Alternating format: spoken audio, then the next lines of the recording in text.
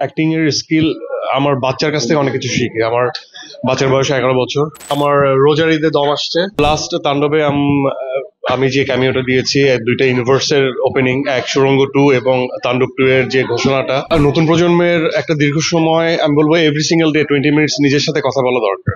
Deep inside তুমি কি ভাবছো বা তোমার ভেতর থেকে কি আসছে।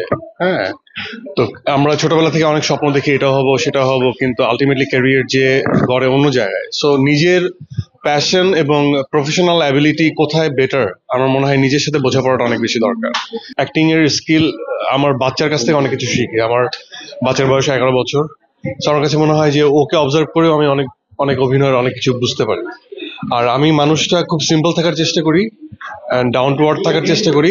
অনেকে ভাবে অ্যারোগেন্ট বা স্নবিশ, অনেক কিছু ভাবতে পারে, বাট আমি আসলে খুবই ডাউন টু আর্থ থাকার চেষ্টা করি, খুব সিম্পল থাকার চেষ্টা করি। এবং আমার এটা হৃদয়ের মধ্যেই আছে যে আমি ওই রিক্সা চালকের সাথে কথা বলি, এখনো টাউন সার্ভিস মানে আমাদের বাসে উঠি, উবারে উঠি, টং দোকানে বসে চা খাই।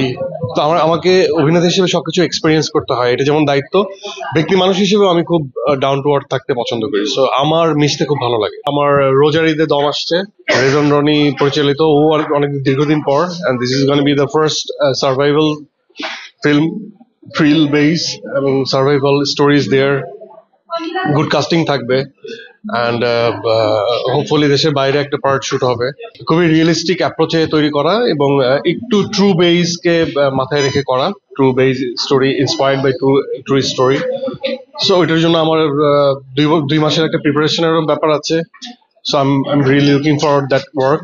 সো আমার হোপফুলি আমার অডিয়েন্স যারা, তাদের সেই কাজটা অনেক সুন্দর লাগবে বা ভালো লাগবে।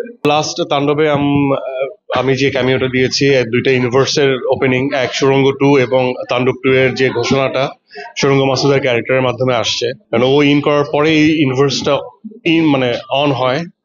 সো আমরা তো এটা দেখেও বুঝতে পারি যে সামনে সুড়ঙ্গ মাসুদ কেন তার এই একজন সরল মানুষ হঠাৎ করে এরকম গ্যাংস্টারের মতো ভাইব দিল, এবং তাণ্ডব 2 তে কি হবে। সো এটা তো একটা টিম থেকেই একটা আগে আগবাড়িয়ে একটু বলে দেওয়া যে তাণ্ডব 2 তে হয়তো বা কিছু একটা হবে।